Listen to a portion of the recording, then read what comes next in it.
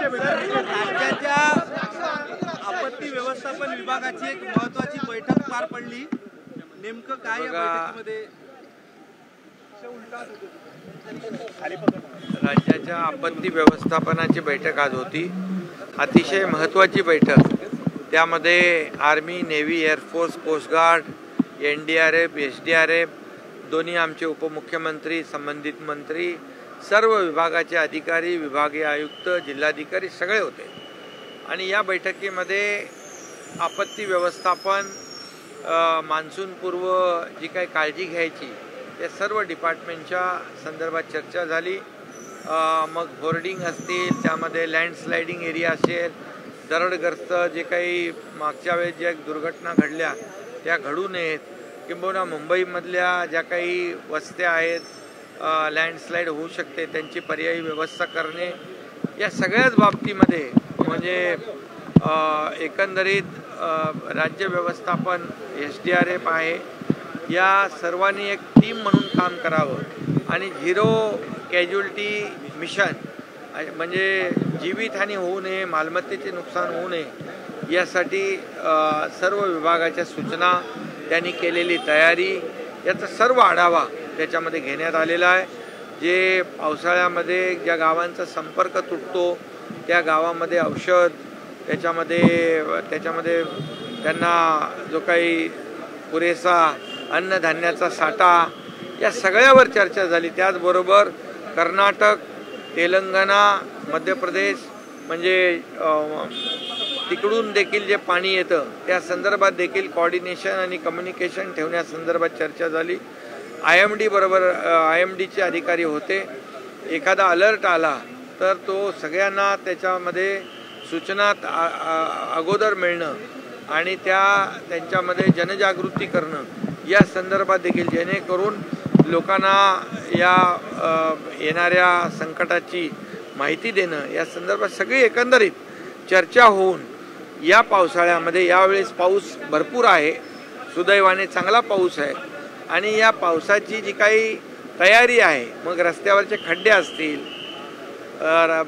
जे काही दरडग्रस्त भाग आहे त्यांना सुरक्षित स्थळी हलवणं असेल, धोकादायक इमारतीमधले लोक सुरक्षित स्थळी हलवणं असेल, या सगळ्यावर चर्चा झाली।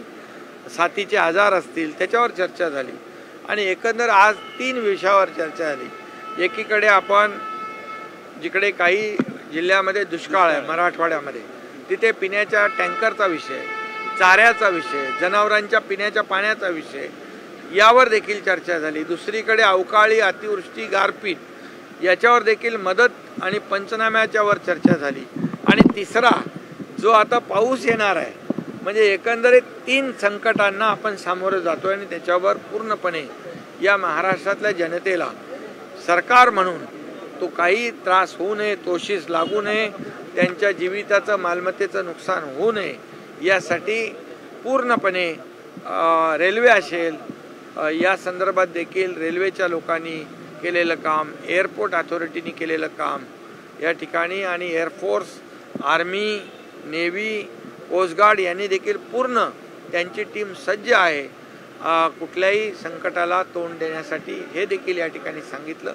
त्यामुळे पूर्ण ही अतिशय महत्त्वाची बैठक आज पार पाडली आणि या बैठकीमध्ये झालेल्या चर्चेनुसार ही सगळी अंमलबजावणी होईल आणि पूर्णपणे हा पावसाळ्यामध्ये कुठेही काही आपत्ती, संकट येणार नाही अशा प्रकारची तयारी, नियोजन केलेलं आहे। ठाणे महानगरपालिकेप्रमाणे मुंबई महानगरपालिकेमध्ये TDS नाही, ठाणे महापालिकेप्रमाणे TDRF त्यांनी तयार केलेला आहे। तर TDRFच्या धर्तीवर इतर महापालिकांनी देखील आपलं जर एक दल तयार केलं रेस्क्यू ऑपरेशनचं, तर NDRF आणि SDRF येईपर्यंत लोकांचा जीव वाचवण्यासाठी, तात्काळ त्यांना मदत देण्यासाठी जी व्यवस्था लागते ती त्या व्यवस्थेतून त्यांना फायदा होऊ शकतो।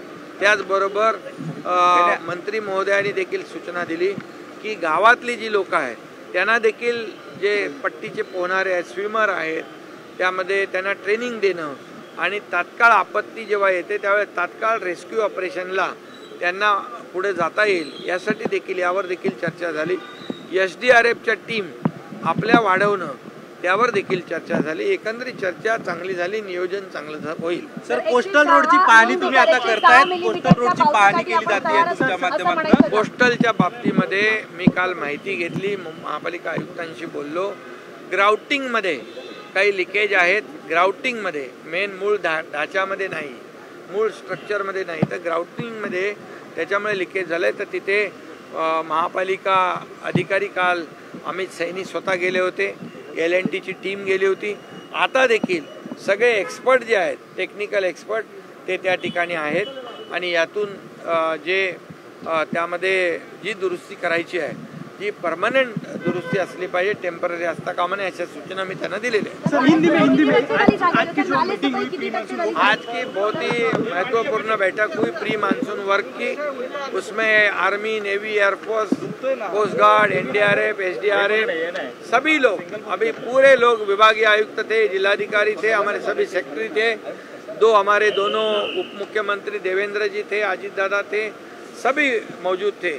और प्री मानसून वर्क के लिए जो भी सूचनाएं यहाँ दी गई है, एज अ टीम ये काम करेगी और हमारे राज्य की जनता को इसका बहुत फ़ायदा होगा.